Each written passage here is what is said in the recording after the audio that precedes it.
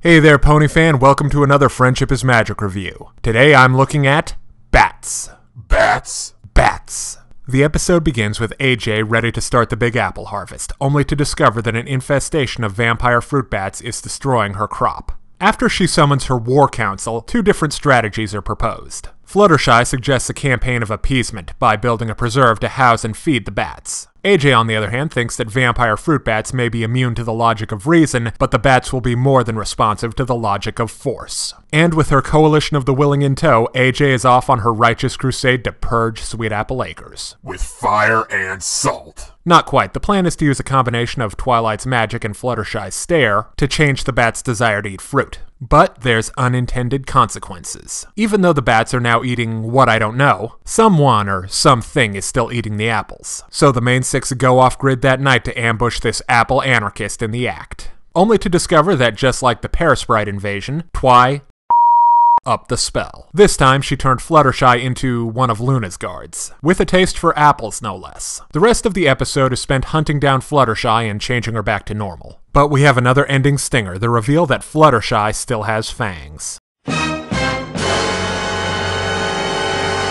This episode is a lot of fun. Let's start with the best feature of the episode. Fluttershy turns into a giant bat. That's awesome! She also seems to have read the entire Xenomorph playbook. She does the running past the camera in the shadows thing, and she loves lurking in the dark. Making poor sweet little Fluttershy into a webbed-winged antagonist for the episode was a great idea. I never saw it coming. I like the setup of the episode as well. The vampire fruit bats are cool-looking little monsters, and during the Wrangling the Bats segment, it was neat to see how each one of the main six got her collection of bats together into one group. My only problem with the episode setup is that the situation is maybe a bit too cut and dry. It's very obvious who's in the right and who's in the wrong. AJ's gun-ho drive them into the sea approach is clearly portrayed as being short-sighted and wrong. Oh, I don't know. Any situation that results in the creation of a bat horse chimera can't be all bad. The comedy is in fine form in Bats. The standout is Dashy's one-track mind.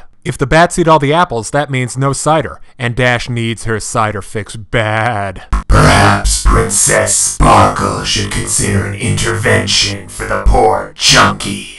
But every pony's good for at least one laugh. Pinky's complete non-sequiturs are off-the-wall hilarious. Rarity is the reaction comic this time around. Her glib commentary and under/overreactions to the situation are very funny. And even Spike has a gem here and there. That brings me to the action, and Bats is full of action. Bat wrangling was cool to look at, and Flutterbat stalking her friends through a lonely orchard is some quality stuff. The art direction is very strong as well. Sweet Apple Acres is a surprisingly creepy place at night. The design on the vampire fruit bats and Flutterbat look great, and Twilight gets some cool-looking magic effects in. Now let's talk about the lesson at the end. What exactly are we supposed to have learned here? That you can't judge a book by its cover? Or it was wrong of AJ to assume that vampire fruit bats are only destructive and not appreciating any benefits they might have? Or was it a Fluttershy lesson of don't give in to peer pressure? How about the Twilight lesson of don't cast spells you suck at? Come to think of it, the focus of the episode is sort of split between Fluttershy and AJ. It starts off as an Applejack problem, then her solution causes an even bigger problem. Though she does come off well being more concerned about her friend than her fruit. But then it sort of turns into a Fluttershy episode, cause she's the one giving into peer pressure and then turning into a monster.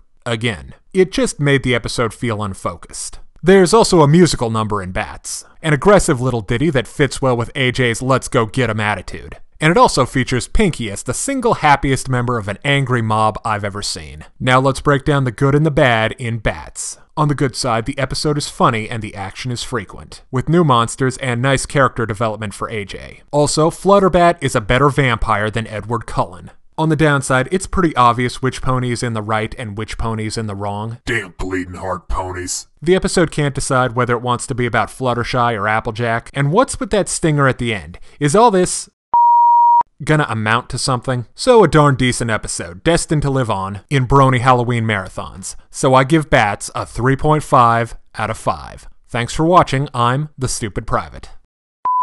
What is this place filled with so many wonders? Casting its spell that I am now under. Apples in the trees and apples.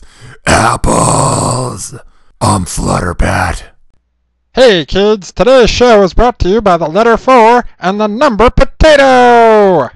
I'm a stupid private.